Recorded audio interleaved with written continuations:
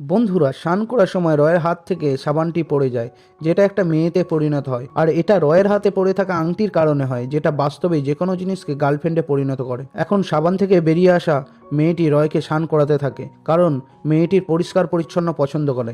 যেখানেই নোংরা দেখুক না কেন মেয়েটি পরিষ্কার করে। কিন্তু রোগা রয় তার মোটা গার্লফ্রেন্ডকে নিয়ে বাইরে বেরোতে লজ্জাবোধ করে।